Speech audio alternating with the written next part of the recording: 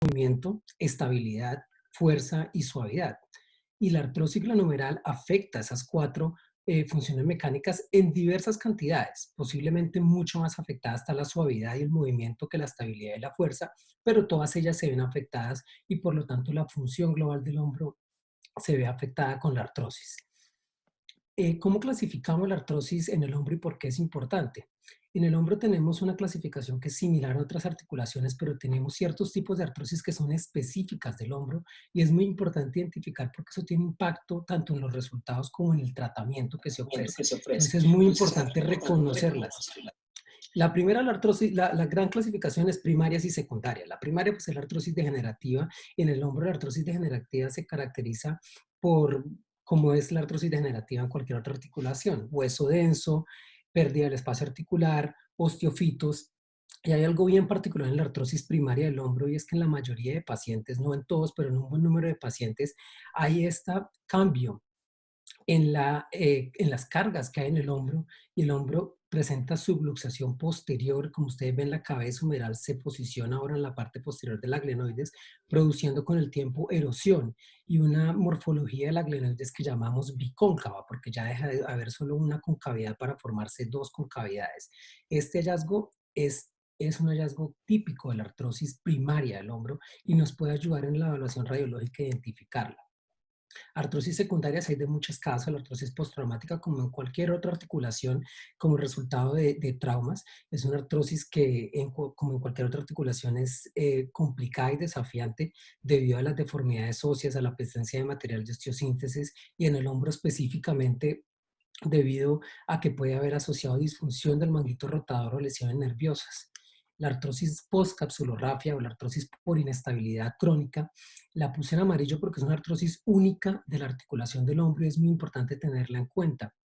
Las primeras técnicas que se utilizaron para manejar la inestabilidad recurrente del hombro, como la cirugía de Putiplat o incluso el Bistro-Latarjet, que son cirugías más modernas, producen artrosis como resultado de un aumento en la constricción de la articulación y la limitación de la rotación externa del hombro que lleva a cargas excéntricas y este tipo de artrosis, como ustedes ven, también se caracteriza por subluxación posterior de la cabeza humeral y erosión posterior de la glenoides. Es muy importante tenerla en cuenta porque es única del hombro.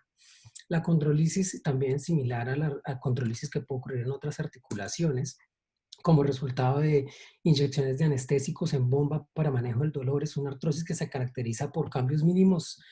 Ustedes no ven exuberantes osteofitos ni nada, pero sí se ve atrofia de la articulación y vemos cómo hay cambios en la parte central de la cabeza humeral.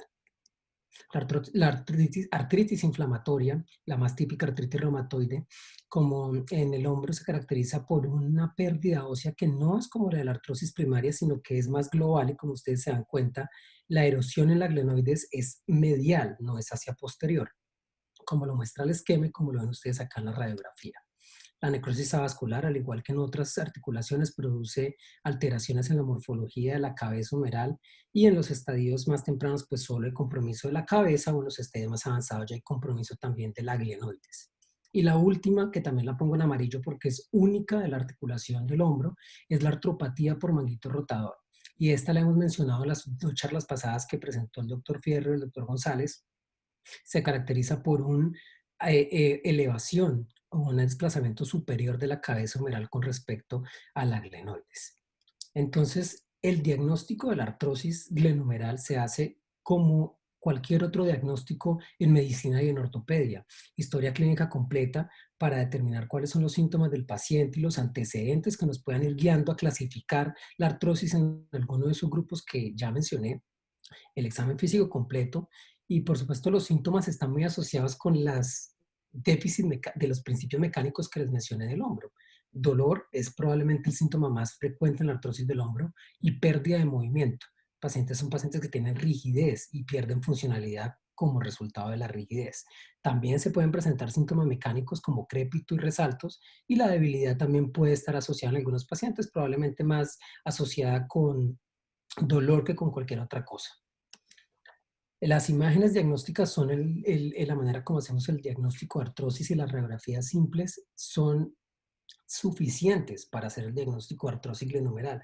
Nosotros utilizamos en cirugía hombro tomografía y resonancia magnética, pero usualmente lo hacemos para el estudio avanzado cuando estamos ya planeando una cirugía de reconstrucción. Las radiografías simples también nos ayudan a descartar diagnósticos diferenciales. Y yo quiero preguntarle a cualquier residente, a uno de los residentes grandes, ahí, el que esté, ¿cuál es el principal diagnóstico diferencial en un paciente con un hombro rígido y dolor? Que una radiografía simple lo saca usted de una vez decir, no, no es esto. ¿Cuál es? Hablen. Daisy López. Daisy. A ver, yo miro nombres. Sí, Daisy. ¿Cuál es el principal diagnóstico diferencial en un paciente con hombro rígido y dolor? El principal diagnóstico diferencial de artrosis. Ahí le voy a ayudar más. Es un paciente joven. Tiene 45 años. ¿No? Empieza por C.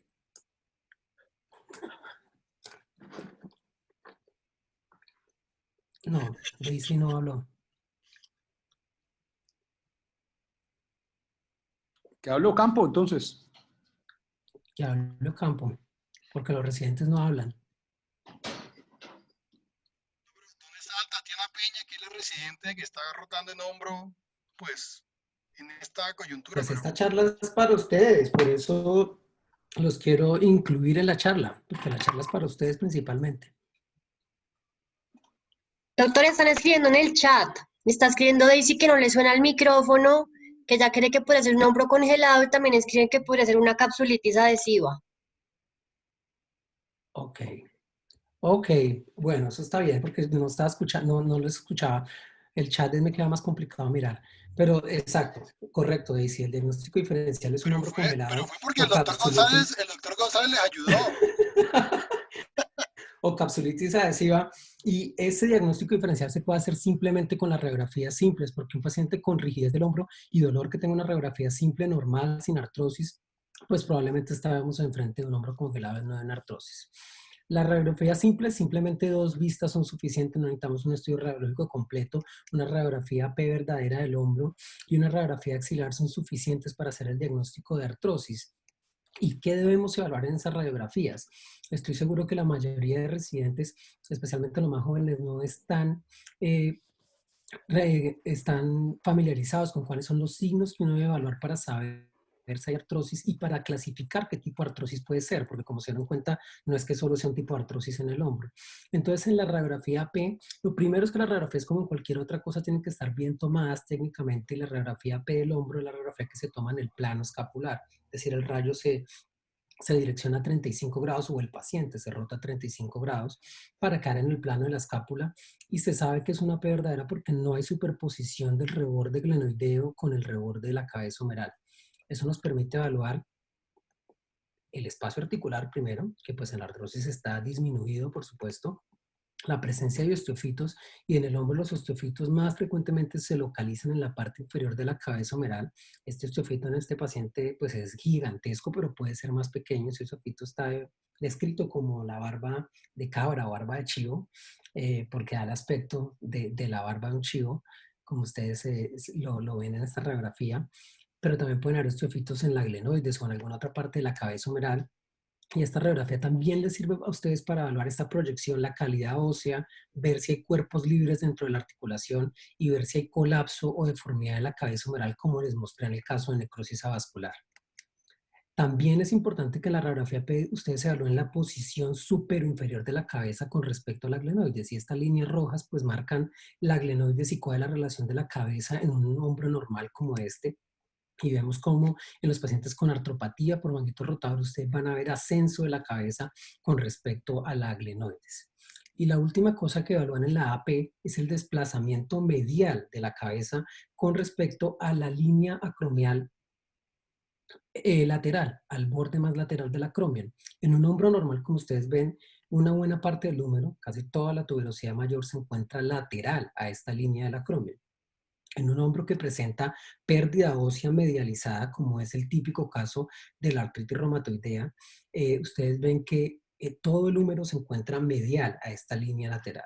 Entonces, esas 5 cosas son las 5 cosas que ustedes deben ver en una radiografía AP para determinar primero el grado de artrosis y segundo, sugerir qué tipo de artrosis puede ser la que está afectando al paciente. La segunda proyección, que es la axilar, ustedes saben que está bien tomada cuando vean la escotadura espinoclenoidea en la parte posterior y el cuello de la escápula en la parte anterior. Y esta es muy útil para evaluar la glenoides. Ustedes ven que la glenoides se marca como un triángulo y le permite uno ver qué cantidad de hueso glenoideo tiene uno disponible. En el caso de quien esté pensando en hacer una reconstrucción que incluya la glenoides, es decir, un reemplazo articular anatómico o reverso. Y también le permite a uno algo muy importante, por eso lo resalté en amarillo, que es la morfología de la glenoides. ¿Cuál es la versión que se refiere a cuál es el ángulo que tiene la concavidad glenoidea con el eje de la escápula? Si está mirando para atrás lo llamamos retroverso, si está mirando para adelante lo llamamos anteverso. Lo normal es que esté neutro o hasta en 10 grados de retroversión o también de anteversión. Pero más de 15 grados de retroversión usualmente lo consideramos patológico. Igual la subluxación posterior. Estas medidas en general son mucho más precisas en la tomografía. Sin embargo, la radiografía simple es suficiente para evaluar, por ejemplo, y decir, este hombro tiene subluxación o no tiene subluxación, o este hombro tiene retroversión o no tiene retroversión. Y eso es muy importante para determinar opciones de tratamiento en esos pacientes. Entonces acá les pongo 3 ejemplos. Ustedes ven que en esta radiografía superior axilar es una artrosis concéntrica. La cabeza está centrada y hay solo una concavidad. Y en las 2 de abajo ustedes ven cómo hay subluxación posterior de la cabeza y se ha formado una segunda concavidad en la glenoides y son glenoides bicóncavas. Esta imagen simplemente muestra esas 4 cosas en diversos grados de severidad, de la más leve a la más severa. Acá ustedes ven la erosión medial, típica de la artritis reumatoide, sin embargo también en hombros primarios se puede ver la subluxación posterior, ven cómo se va subluxando el hombro hacia atrás, y si el tiempo es suficiente, se forma erosión ósea y una glenoides bicóncava. Y también se puede formar en algunos pacientes una glenoides que es monocóncava, pero completamente retroversa. Con eso ya ustedes tienen claridad de qué es cuando hablamos de una glenoides bicóncava, cuáles son las características típicas de un hombro artrósico y qué tipos de artrosis tenemos en el hombro. Y ya nos podemos mover a la segunda parte, que es cuáles son los dilemas en el tratamiento de la artrosis del hombro y dónde encaja la artroscopia en ese tratamiento. Entonces, hasta este punto, ¿tienen alguna pregunta de la primera parte de generalidades o podemos movernos al resto? ¿Alguna pregunta? En el chat no hay nada, doctor Rojas. Ah, mentiras, hay una. Pregunta María Ángela Suárez si la radiografía axilar, que cómo se toma la radiografía axilar. La radiografía axilar, acá yo tengo la imagen, bueno, no me va a volver, pero simplemente el paciente usualmente está en decúbito supino. La placa se pone en la parte superior del hombro y el rayo se dirige a 45 grados. Es una radiografía que no es fácil de tomar y lo más importante, usualmente ustedes no la toman, pero lo que ustedes tienen que saber es evaluarla, si está bien tomada. ¿Cómo se evalúa si está bien tomada? Lo que les dije, deben ver la escotadura espinoglenoidea en la parte de atrás y el cuello de la escápula en la parte de adelante. Esa radiografía en los pacientes muy grandes o muy obesos es complicada y a veces queda mal penetrada por todos los tejidos blandos porque el rayo, pues por la posición queda lejos y a veces no se ve bien. Es una radiografía que técnicamente puede ser difícil de obtener, pero es una radiografía primordial en la evaluación de la artrosis del hombro, como ustedes se dan cuenta. ¿Alguna otra pregunta? Jorge, en esa radiografía axilar yo siempre hago énfasis en un punto y es el paciente tiene que estar acostado, obviamente, paciente en decúbito o supino. Supino. Como usted está mostrando en esa radiografía, el codo tiene que estar más arriba del hombro, 30 o 40 grados de elevación ahí como está haciendo Guido, del codo sobre el hombro, para que el brazo siga la dirección del... Exacto, así como está haciendo Guido, eso es fundamental. No así, sino el brazo así. Exacto. Eso disminuye el dolor, facilita la radiografía, en el posoperatorio inmediato no le hace daño a la cirugía que uno acaba de hacer. En pacientes con trauma agudo duele mucho menos tener el codo arriba Entonces, es un punto sencillo pero importante. El paciente acostado y el codo más arriba que el hombro. Sí, exacto. Digamos, como la mnemotecnia es que la radiografía se toma, entre comillas, con el brazo en una posición como de elevación, más no de abducción, ¿sí? En abducción, o sea, en abducción el brazo estaría así, está mal. En cambio, una posición de elevación, el brazo está así, como que sigue el eje de la escápula. Entonces, esa es como una mnemotecnia para hacer lo que estaba diciendo el doctor González. Un punto importante para mencionar de esa posición con respecto a la artrosis es que muchos, entre otros Madsen, defienden esta posición porque es una posición funcional en la que uno puede ver más claro que el hombro se subluxa porque está en la posición, en esta posición, en elevación en el eje de la escápula. En la tomografía, cuando nosotros hablamos de tomografía, solamente el brazo está aducido. Entonces, muchas veces en la tomografía el hombro no se ve tan subluxado como se ve en la radiografía axilar. Entonces, la radiografía axilar en realidad es muy útil en el estudio de la artrosis del hombro. ¿Alguna otra pregunta? No, señor, no hay más preguntas. No, no hay Listo. más. Listo. Entonces, nos movemos para los dilemas en el tratamiento. Y el tratamiento de la artrosis del hombro. La primera línea de tratamiento pues, es el tratamiento conservador en la mayoría de los pacientes, dada la naturaleza insidiosa y crónica de la artrosis. Y esto incluye la modificación de actividades, la terapia física, los medicamentos como los antiinflamatorios y los analgésicos y las inyecciones intraarticulares. Sin embargo, en pacientes con artrosis avanzada, puede que esta línea de tratamiento conservador no funcione y los pacientes requieran tratamiento quirúrgico. El tratamiento quirúrgico, la artroplastia de hombro, no hay discusión que bajo condiciones óptimas es el tratamiento más efectivo y confiable para recuperar la mecánica y función del hombro, para recuperar esas 4 funciones mecánicas que les mencioné de movimiento, estabilidad, fuerza y suavidad del hombro. En el hombro tenemos, como ustedes se dan cuenta, diferentes tipos de artroplastias y cada una se utiliza dependiendo la patología del paciente y lo que buscamos restaurar. Tenemos desde artroplastias de resuperficialización, hemiartroplastia, la artroplastia anatómica total de hombro y la artroplastia total reversa de hombro. La reversa se utiliza para muchas cosas en la actualidad, entre otras para fracturas, pero quiero que en general la idea es que es una artroplasia que se utiliza para el paciente con artrosis y deficiencia del manguito rotador. Ese capítulo, artrosis más deficiencia del manguito rotador o rupturas masivas, artrosis y artropatía por manguito rotador, pues lo vamos a dejar de un lado y esta charla se enfoca en el paciente con artrosis y un manguito rotador funcional y íntegro. Entonces, cuando vamos a decir si un paciente es un buen candidato para la artroplastia de hombro, las 4 Ps, que también las mencionaba Madsen, son el problema, el paciente, el proveedor, que en este caso somos los cirujanos, y el procedimiento. Tenemos que evaluar si el problema que estamos abordando y que el problema que tiene el paciente es un problema que se puede solucionar con una artroplastia, si el paciente, desde el punto de vista de su edad, de sus expectativas, de su nivel de actividad, de su estado emocional y comorbilidades, es un paciente adecuado para un reemplazo articular. El proveedor, si el cirujano es una persona que tiene experiencia en hacer cirugías de reemplazo articular y si tiene un volumen suficiente para asegurar el mejor resultado posible. Y el procedimiento se refiere a escoger adecuadamente el tipo de artroplastia que el paciente necesita, si es una resuperficialización o si es una artroplastia anatómica o una artroplastia reversa. En cualquiera de esas 4 P's pueden haber dilemas en el tratamiento, pero yo me quiero centrar en el paciente. ¿Cuáles son los dilemas que tenemos con el paciente? Acá tenemos un dilema terapéutico y es que por lo menos hay 2 grupos de pacientes en los que el reemplazo de hombro no es un tratamiento ideal.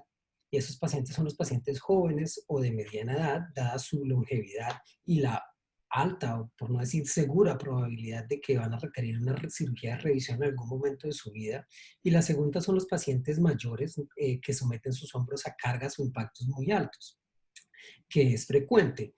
Tenemos pacientes que son mayores, pero hacen carpintería, son campesinos, gente que trabaja en metalurgia, gente que a pesar de la edad cada vez vemos más pacientes que levantan pesas, que hacen actividad física pesada, y en esos pacientes pues el reemplazo articular no es ideal.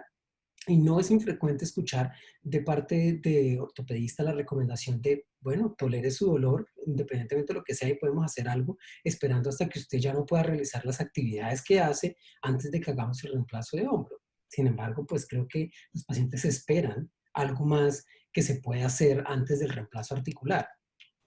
Y el hecho de que el reemplazo articular no es una buena opción para los pacientes jóvenes no es solo el riesgo de que haya que revisarlos en algún momento, sino como lo demuestra esta revisión sistemática de la literatura publicada en el JSCS en el 2017, estos pacientes tienen desenlaces clínicos que son inferiores a los de la población general de pacientes de artroplastia de hombro. Entonces, definitivamente, eso es una población complicada en la que tenemos el dilema de que el reemplazo es la mejor opción, pero para ellos probablemente no lo es y tenemos que mirar otras opciones. Entonces ahí quedamos cuáles son las otras opciones que podríamos mirar. Históricamente se han propuesto muchas opciones no artroplásticas para el manejo de la artrosis de hombro y yo lo puse como un semáforo. Las rojas son la artroplastia, interposición y la artrodesis. Esas dos opciones han entrado prácticamente en desuso. La artrodesis todavía se usa en casos muy, muy seleccionados. Por ejemplo, un paciente que tenga, no sé, un tumor, o un paciente que tenga una infección, una artrosis séptica que lleve ya muchas, muchas cirugías. Pero yo diría que en general son opciones que en este momento no tenemos en consideración. La miartroplastia es una opción, muchos, debido a que la mayoría de fallas del reemplazo anatómico de hombros son en la glenoides. Muchos pensaron, bueno, pues solo reemplacemos el húmero si la glenoides está en buenas condiciones, y es el caso del Rim and Run, que es la técnica de Madsen en la que se reemplaza el húmero y en la glenoides se hace un escarificado para producir un nuevo pues, fibrocartílago en esa zona. Sin embargo, en general, los resultados de la miartroplastia son inferiores a los de la artroplastia total y estos pacientes, a pesar de que solo se reemplace el húmero, tienen una tasa de revisión más alta y necesitan ser revisados y los desenlaces de la cirugía de revisión, así sea solo en el húmero, son inferiores que si el paciente no hubiera tenido esa cirugía. Entonces queda el espacio de la artroscopia como una opción de manejo intermedio en esos pacientes que no son ideales candidatos para un reemplazo articular. Y acá es donde entra el tercer punto de la charla. ¿Cuál es la justificación del uso de artroscopia en el hombro? Para responder la pregunta de cuál es el papel de la artroscopia en el hombro, pues debemos respondernos dos preguntas. La primera es, ¿el dolor se correlaciona con la gravedad radiográfica de artrosis? ¿El dolor se correlaciona con la gravedad radiográfica? La respuesta es no. Y la segunda ¿es posible tener artrosis avanzada y aún así no tener dolor? Y la respuesta es sí. Entonces, de acuerdo a eso, la lógica dicta que debería ser posible tener artrosis avanzada con dolor, pero que el dolor no provenga de la superficie articular.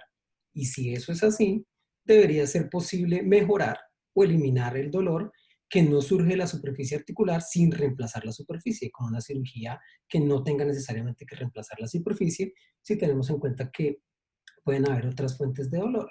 Pero entonces, ¿de dónde se origina el dolor en el hombro si no es de la superficie articular? Tenemos diversos tipos de dolor en los pacientes y es muy importante también evaluar en detalle cuál es el dolor que tiene el paciente y cuál es su tipo de dolor principal. El dolor en reposo usualmente es un dolor que proviene de la inflamación de los tejidos blandos, específicamente de la sinovial y sinovitis. El dolor en los extremos del arco de movimiento es probablemente ocasionado por estrés mecánico, estiramiento o cizallamiento en los tejidos que están inflamados, también incluyendo la cápsula, pinzamiento por osteofitos o osteofitos que estén fracturados, rigidez capsular y en algunos casos se ha propuesto que también puede haber algo de inflamación o neuropatía del nervio axilar en estos pacientes por compresión de los osteofitos en la parte inferior. Y hay un dolor que es el dolor en el rango medio de movimiento, que es el dolor en el rango medio esto es muy fácil en el hombro. A veces quiero hacer un paréntesis en esto. En el hombro a veces es difícil evaluar si el dolor es en el rango medio o en los extremos. Esto es muy útil en articulaciones como el codo. En el codo es muy fácil para uno interrogarle al paciente y determinar si el dolor es más en el rango medio y más en los extremos. En el hombro a veces es difícil diferenciar. Pero en algunos pacientes es posible diferenciar esto y es importante preguntar al paciente en qué momento es mayor su dolor. ¿Por qué? Porque estas dos primeras fuentes de dolor en reposo y dolor en los extremos, pues podrían manejarse sin necesidad de reemplazar la superficie articular. El dolor en el rango medio, pues uno consideraría que es un dolor más originado por la superficie y por el cizallamiento de los tejidos blandos. Y es un dolor pues que posiblemente requiera más de un reemplazo. Finalmente, pues vamos a movernos a los resultados y complicaciones. ¿Por qué? Porque en medicina la lógica no es evidencia suficiente para recomendar un tratamiento y a pesar de lo que les acabo de explicar puede sonar muy lógico, tengan siempre en mente que ustedes no se pueden dejar convencer por eso. Porque en medicina la historia nos ha mostrado que muchas cosas que parecen muy lógicas, fisiopatológicamente y todo, cuando se prueban clínicamente son un fiasco. Y un ejemplo que voy a traer a colación teniendo en cuenta el coronavirus en estos momentos, por ejemplo, la hidroxicloroquina y la cloroquina, pues es el boom y todo el mundo está hablando de eso, pero pues hay muy buena plausibilidad biológica, hay muy buena relación in vitro, pero ¿qué pasa con la parte clínica? Bueno, esto es una situación diferente porque es una pandemia y a pesar de la evidencia baja, pues bueno, usémosla. Pero la lógica no necesariamente resulta en buenos resultados y desenlaces. Por eso, ¿cuál es la evidencia de esto? Más allá de la lógica que les acabo de presentar. La artroscopia en el manejo de la artrosis de hombros se ha utilizado alrededor de por 2 décadas. La técnica ha evolucionado desde un simple desbridamiento al principio, simplemente entraban, desbridaban un poquito, sacaban cuerpos libres, hasta un procedimiento artroscópico exhaustivo actualmente en el cual se realizan y se manejan diversas fuentes de dolor, que lo voy a mostrar más adelante.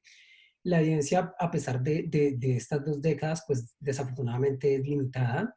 La evidencia se limita a series de casos. La indicación de la cirugía es variable. La técnica, pues como les digo, ha sido evolutiva, entonces la técnica también es variable. A veces hacer comparaciones entre los estudios no es fácil. Y el seguimiento es a corto plazo en la mayoría de los estudios. Esta revisión sistemática de la literatura publicada en Arthroscopy del 2013 por Surina Namdari resume los estudios que eran disponibles hasta este momento, hasta ese momento, 5 estudios que incluían 212 pacientes con un seguimiento, como ustedes ven, muy corto de 3 años y una edad promedio de los pacientes de 49 años. Sin embargo, en todos los estudios se demostraba mejoría significativa de la función y el dolor con una tasa de conversión al reemplazo articular del 13% en un tiempo medio de 13 meses. Esto, después de este estudio, muy poco tiempo después de este estudio, aparece este estudio de Peter Millett.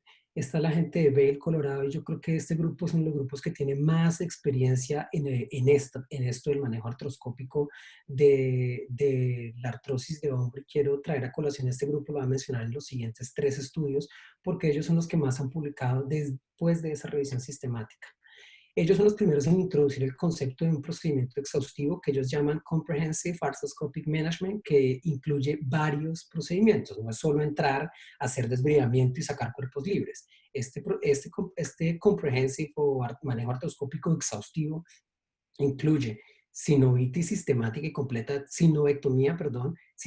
completa de toda la articulación, resección de osteofitos, resección de cuerpos libres si los hay, capsulotomía, liberación del nervio axilar en algunos casos, y además incluye el manejo de patologías adicionales si el paciente las presenta, es decir, de compresión subacromial o una tenodesis del bíceps.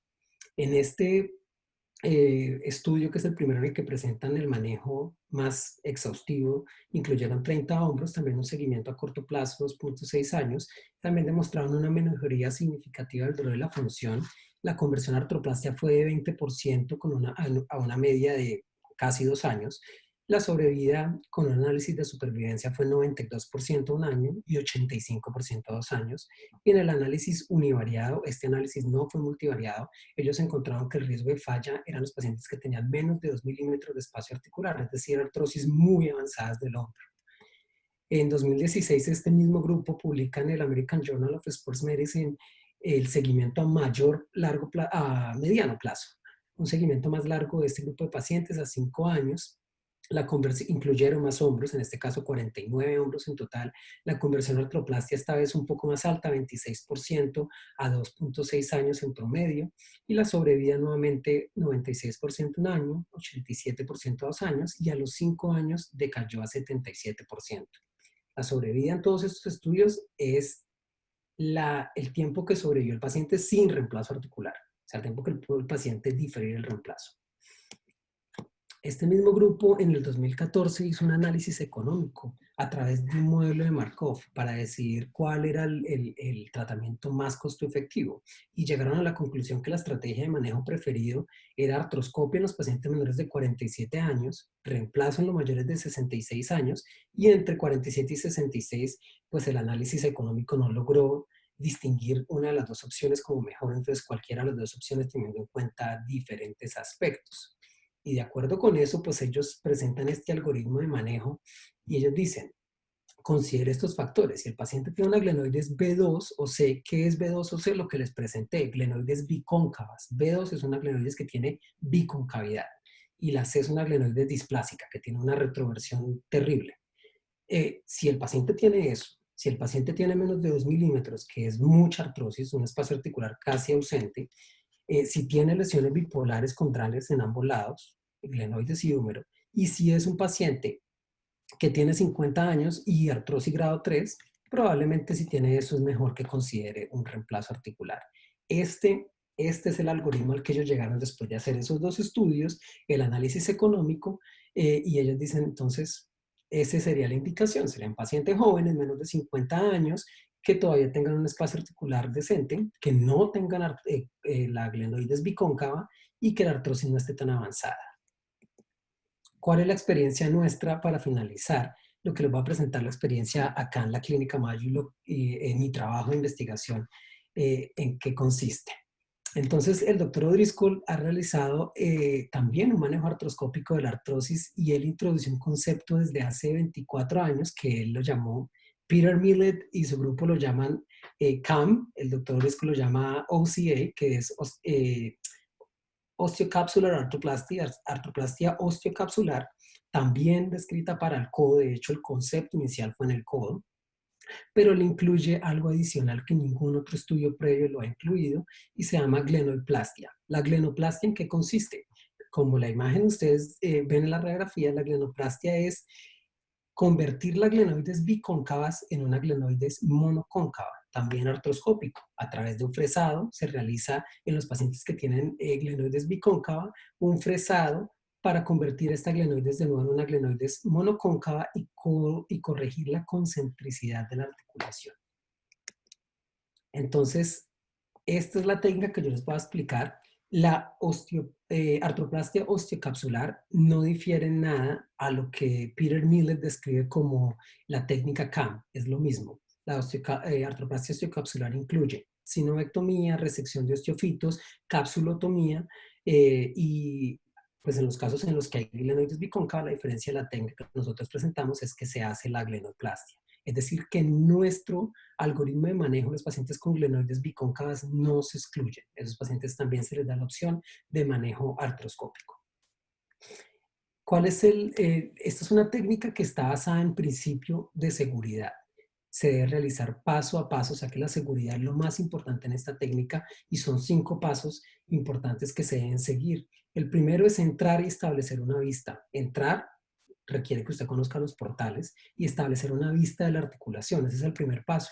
El segundo paso es crear espacio en el cual trabajar y este paso es muy importante porque si hay algo que es difícil en estas articulaciones es crear espacio. Estas articulaciones usualmente no tienen espacio después de que usted entra y de hecho muchas veces establecer una vista, esto que parece tan sencillo, puede ser imposible.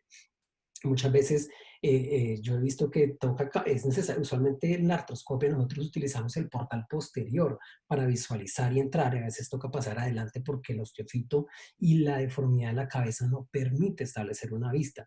Entonces, esos 2 pasos son primordiales en esta cirugía. Si esos 2 pasos no se logran, probablemente usted no va a lograr realizar el resto de pasos y no va a lograr hacer un manejo exhaustivo de la artrosis. Creo que esto es muy importante. ¿Por qué?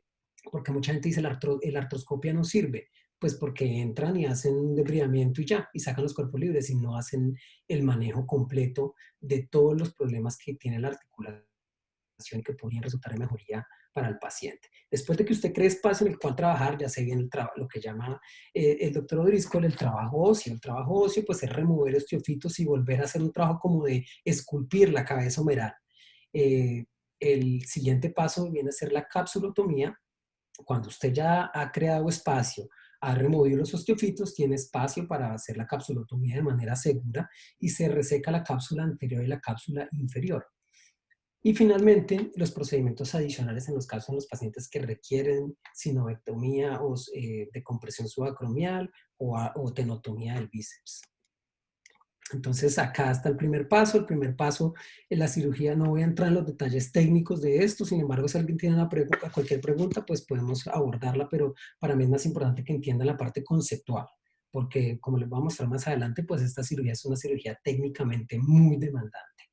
Se utilizan usualmente tres portales típicos, 2 portales posteriores y un portal anterior, pero en el hombro, pues uno tiene cierta versatilidad de crear algunos portales accesorios de acuerdo a la necesidad. Lo primero que se hace, como les dije, es una sinovectomía que es sistemática, siempre se realiza en el mismo orden y completa.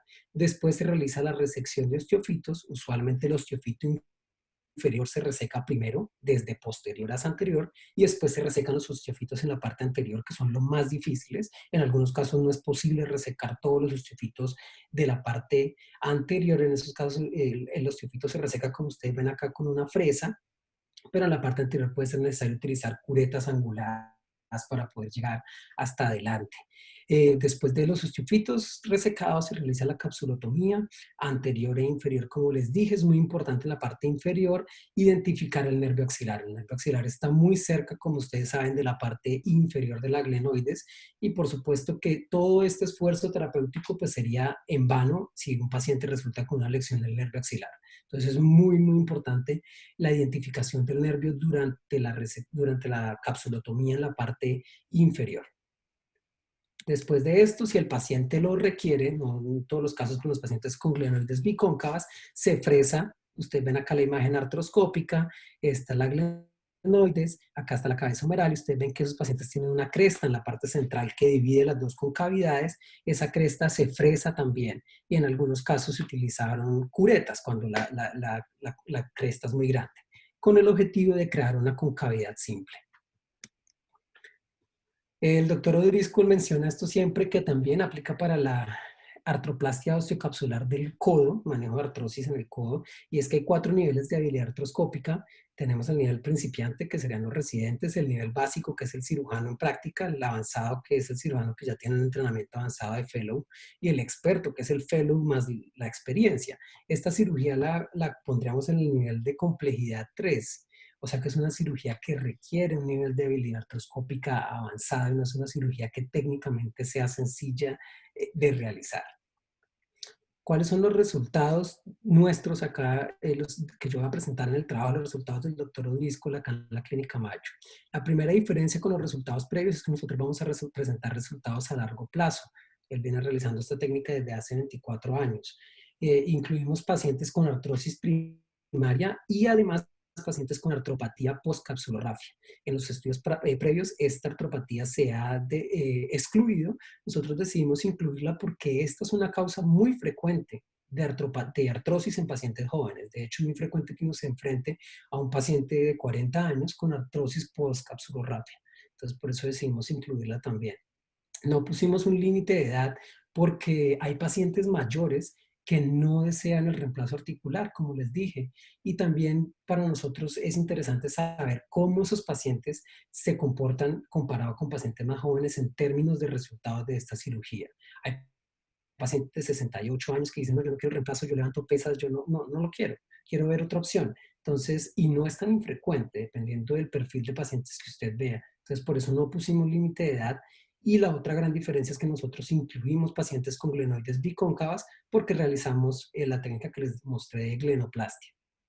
Evaluamos desenlaces reportados por el paciente e hicimos un análisis de sobrevida para evaluar cuánto tiempo los pacientes pudieron diferir el reemplazo y segundo, cuánto tiempo los pacientes duraron mejorados después de esta cirugía. Y finalmente hicimos un análisis multivariado para evaluar los factores asociados a que hubiera falla, a que no sirviera la cirugía para nada. Incluimos 67 hombros en 57 pacientes. También el número de pacientes es mucho mayor de los estudios pasados. El seguimiento promedio fue de 7 años, el más largo de 22 años y el más corto de 1 año. La edad promedio fue 61 años. Como ustedes ven, la edad promedio es un poco más alta de lo que uno esperaría para este tipo de cirugía. y tuvimos 85% de artrosis primaria y 15% de artropatía postcapsulorrafia. El 25% de los pacientes, es decir, 17 pacientes, nunca tuvieron mejoría después del procedimiento o la mejoría duró menos de un año. Nosotros consideramos eso como un resultado fallido de la cirugía.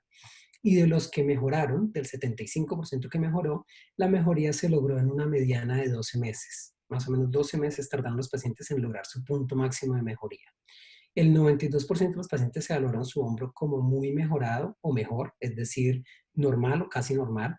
Y este nivel de mejoría permaneció sin deterioro una mediana de 4 años. Después de los 4 años, la cirugía, el nivel de mejoría deterioró en algún grado, pero este es el análisis de sobrevida para ver cuánto duraron los pacientes mejor que antes de la cirugía, aun si tuvieron algún deterioro del punto máximo de mejoría. Entonces acá nosotros mostramos que la mediana es 11 años, los pacientes duraron mejor que antes de la cirugía, mediana de 11 años. A 2 años el 95% de los pacientes estaban mejor que antes de cirugía, a 5 años el 82% estaban todavía mejor que antes de cirugía y a 10 años el 67% estaba mejor que antes de cirugía.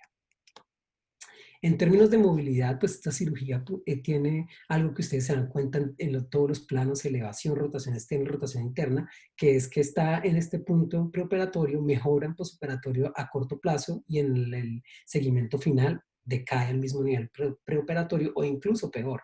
Entonces, la mejoría de la movilidad es un poco más impredecible y la mayoría de pacientes tienden con el paso de los años a volver al nivel preoperatorio. Entonces, los estudios anteriores que muestran mejoría de la movilidad pues, son estudios de corto plazo y nosotros estuvimos de acuerdo en ese punto. Nosotros también encontramos que hubo mejoría a corto plazo tanto en elevación, rotación externa e interna, pero eso decae con el tiempo. En cuanto a la revisión a reemplazo, el 39% de los pacientes, es decir, 26, requirieron conversión a reemplazo de hombro y esta es la curva de sobrevida en cuánto tiempo requirieron el reemplazo. Entonces, la mediana fue 13 años, los pacientes pudieron diferir 13 años en la mediana, en promedio, el reemplazo articular y esta es la sobrevida. A 2 años, el 79% de los pacientes todavía estaban sin necesidad de hacer su reemplazo, no se habían reemplazado. A los 5 años, el 71%. Y a los 10 años el 61%. Por supuesto, si ustedes comparan esta sobrevida con la sobrevida de un reemplazo articular, pues es mucho menor. Pero nuevamente, esta cirugía no es una cirugía para comparar con el reemplazo. Es una cirugía que está buscando ofrecerles a los pacientes que no son buenos candidatos para un reemplazo una opción de comprar cierto tiempo antes del reemplazo articular. En cuanto al diagnóstico, acá encontramos algo muy interesante y fue que las curvas de sobrevida entre la artrosis primaria, que es la azul, y la artrosis por capsulorrafia, que es la naranja, fueron muy diferentes. Y los pacientes con artrosis post-capsulorrafia fallaron mucho más pronto, requirieron reemplazo mucho más pronto que los pacientes con artrosis primaria. Acá vemos que la mediana, que es este punto de la curva, en los pacientes con artropatía pues fue nada más 2 años, comparado con los 13 años de los pacientes con artrosis primaria. En términos de la glenoidplastia, ¿por qué queríamos ver esto? Queríamos ver si el hecho de tocar la glenoides y hacer eso en la glenoides en realidad era un problema y si los pacientes con glenoides bicóncavas iban a fallar más o no. Y acá vemos que no hubo una diferencia estadísticamente significativa en las curvas de sobrevida entre los pacientes que tuvieron solo OCA, solo la parte artroscópica de limpiar y osteofitos, que es la curva naranja, y los pacientes de la curva azul, que son los que además se les hizo el manejo de la glenoides. En el análisis multivariado encontramos como factores independientes a que los pacientes fallaran, no al reemplazo, sino a que la cirugía no sirviera para nada. La edad mayor de 65 años y el diagnóstico de artropatía postcapsulorrafia también estuvo asociado a falla, no solo a una conversión a reemplazo más pronto, sino a falla, que la cirugía no funcione. La tasa de complicaciones fue 4.5%, 3 complicaciones en 2 pacientes, una fue un seroma en un portal, una fue una infección por C. agnes que requirió desbridamiento y una plexopatía braquial transitoria que no dejó secuelas. En el seguimiento radiológico, tenemos seguimiento radiológico a largo, muy largo plazo. Ustedes ven a este paciente preoperatorio, ven cómo la glenoides en la tomografía, en el corte axial se ve la biconcavidad. Acá vemos la glenoides original y la nueva glenoides. la biconcavidad, vemos cómo después de la cirugía se formó una superficie monocóncava, estos 3 años después de la cirugía, estos 4 años y estos 18 años después de la cirugía, son los pacientes de los que tenemos seguimiento más largo. Por supuesto que hay algo de erosión de la glenoides, pero es muy probable que esta erosión corresponda a la historia natural de la artrosis más que al hecho de haber hecho la glenoplastia. ¿Por qué? Porque tenemos pacientes a los que no le hicimos glenoplastia con este seguimiento, en los cuales también se ve una erosión lineal de la glenoides similar a la de estos pacientes. En conclusión, usando los estudios de los otros grupos y usando el estudio nuestro de acá de la clínica, la artroscopia tiene un papel en el manejo de la artrosis glenohumeral, pero en pacientes seleccionados. No quiero que se lleven la idea de que la artroscopia es el manejo para los pacientes con artrosis de hombro, porque como les dije, el estándar de oro en condiciones óptimas sigue siendo el reemplazo articular. Los resultados funcionales son sostenidos a largo plazo. Como vimos, más de 10 años el paciente puede estar mejor que antes de la cirugía. Puede que deteriore algo sobre el tiempo, pero puede estar mejor más de 10 años. La movilidad tiene una recuperación a corto plazo, pero tiende a empeorar a largo plazo. La artroscopia, aunque no es una solución definitiva, puede posponer el reemplazo articular en promedio 13 años. Tiene un perfil de complicaciones que es bajo y un perfil de complicaciones que es razonable y no quema puentes para una cirugía de reemplazo articular posterior. En estos pacientes, la mayoría de estos pacientes se hicieron el reemplazo acá mismo en la Clínica Mayo y encontramos que el hecho de haberse hecho la artroscopia antes no estuvo asociado a una mayor complicación en el abordaje o en el hecho de tener que implantar un tipo diferente de prótesis, como por ejemplo prótesis reversa. De hecho, la mayoría de estos pacientes fue todavía convertido a una prótesis anatómica. En resumen, los pros de la artroscopia de hombro para manejo de artrosis: es un procedimiento mínimamente invasivo, tiene una rehabilitación que es mínima si la comparamos con otras técnicas como por ejemplo el Rim and Run, no quema puentes, el perfil de complicaciones es bajo, pero claro que tiene otras contras, es técnicamente muy exigente, como les mencioné, no es un manejo definitivo y la evidencia todavía se encuentra en curso. Esta gráfica, pues es una gráfica que tomé prestada del Dr. Murray, es una opinión nivel de evidencia 5, pero en los pacientes con artrosis avanzada del hombro nos encontramos como en una carrilera que da un risco. Estamos cerca del borde y nosotros no tenemos tantas opciones como creamos de poder hacer muchas cirugías, son contadas. Entonces, uno puede hacer una artroscopia, de hecho uno puede repetir una artroscopia en creo que 3 o 4 de los pacientes de este grupo nosotros repetimos la cirugía y el paciente volvió a tener otros años de mejoría. Después el paciente pues tendrá que ser convertido en anatómica si es posible, después a una reversa de revisión que tiene ya desenlaces inferiores a esta y después una reversión que tiene desenlaces aún más inferiores que esta. Entonces cada vez estamos más cerca del borde y de caer al precipicio en un paciente que probablemente por su edad va a durar toda la longitud de esta carrilera. Entonces creo que muchos de nosotros, si tenemos la posibilidad, preferiríamos empezar acá en la artroscopia que empezar allá al borde del risco. Los consejos para tener éxito, para finalizar, yo que les aconsejo de acuerdo a la evidencia y a la experiencia que he tenido haciendo este proyecto de investigación y viendo cómo el doctor Driscoll hace la selección de sus pacientes. Lo primero y más importante, la indicación es clave. Si usted indica mal esta cirugía, probablemente va a tener problemas. Uniendo tanto el algoritmo del Dr. Millett y el algoritmo del Dr. Driscoll, yo creo que este es un punto de convergencia. En el paciente menor de 50 años, aún con glenoides bicóncava y artrosis avanzada, creo que la artroscopia tiene indicación y tiene cabida. En el paciente entre 50 y 65 años, también con glenoides bicóncava o artrosis avanzada, también hay cabida, pero hay mayor cuidado en la decisión y se deben sopesar más cosas, ya que este paciente podría ser un mejor candidato a una prótesis de acuerdo a su nivel de actividad y a sus expectativas. Mucha precaución con pacientes mayores de 65 años. No quiere decir que la cirugía no se puede hacer. Estos son contraindicaciones relativas o precauciones. Si el paciente es informado, porque muchos de estos pacientes en realidad quieren ganar algún tiempo, no quieren el reemplazo. En pacientes mayores de 65 años se podría hacer, pero hay que darle la precaución al paciente de que el riesgo de que falle es mucho más alto, puede ser 5 veces más alto. Y es posible que uno le recomiende al paciente que es mejor hacerse el reemplazo articular.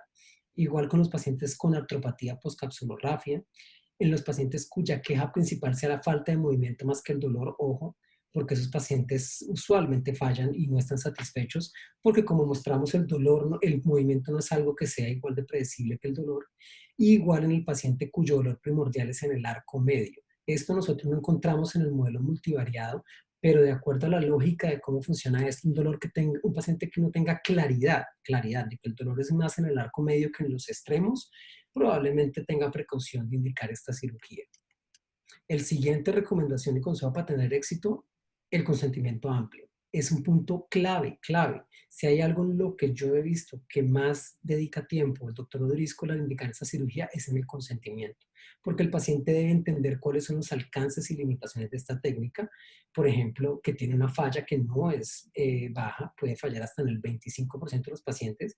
Nosotros tuvimos una tasa de falla más alta que otros grupos porque metimos pacientes con más cosas, ¿sí? Pacientes con capsulorrafia, pacientes con artritis severa, pero igual es algo importante que el paciente debe saber. Y lo otro que es importante es que el paciente debe entender que esto es una cirugía intermedia y cuáles son las limitaciones de la cirugía. Si el paciente, esta cirugía no se debe hacer, si el paciente no entiende eso y si el paciente no está convencido de que valió la pena haber tomado esta opción aún si falla y necesita un reemplazo articular, porque uno puede estar ante un paciente que está insatisfecho con la cirugía. Y el último consejo, reconozca la exigencia técnica y su habilidad artroscópica. Esta cirugía no vale la pena hacerla si usted va a entrar a limpiar y a quitar y a sacar un cuerpo libre, excepto que el paciente tenga una artrosis mínima, ¿sí? Que en ese caso pues es diferente, pero un paciente con artrosis avanzada, si usted va a hacer eso, mejor no haga nada porque es muy posible que falle. Entonces, ¿qué hago si yo no soy un experto todavía? ¿Qué puedo hacer? Dos opciones. Una, llamar a un amigo que sea un experto y pedirle ayuda, referir el paciente a ese caso, a ese experto. Y segundo, limitarse a casos mínimos, ¿sí? Artrosis menos grave, paciente que no tenga una deformidad muy grande en la cabeza, paciente que ustedes sepan que simplemente un desbridamiento, algo mínimo puede ser suficiente. En otro caso, no es recomendable que lo haga si no tiene la experiencia. ¿Cómo puedo disminuir el riesgo de complicaciones? ¿Cuál es el principal riesgo? Yo ya se los dije, es una lesión nerviosa. Lesionar el nervio axilar dañaría por completo cualquier otra opción de reconstrucción en el futuro. ¿Y cómo puedo disminuir eso? Conocer la anatomía tridimensional del hombro es súper importante porque estos hombros están muy deformados. El uso de retractores, no distensión. En esta cirugía no es recomendable utilizar distensión y poner mucho líquido. Los retractores son claves, especialmente cuando uno está trabajando en el receso axilar para separar la cápsula inferior. La técnica paso a paso, como les dije, uno no puede saltarse el paso de crear espacio y empezar uno como un loco a remover osteofito, por ejemplo. O empezar a quitar la cápsula sin haber creado espacio porque puede estar en problemas. Y evitar el edema y evitar la succión. Eso es todo. ¿Preguntas? ¿Alguna cosa más? Muchas gracias. Hola, Jorgito. Buenísimo, Jorge, muchas gracias.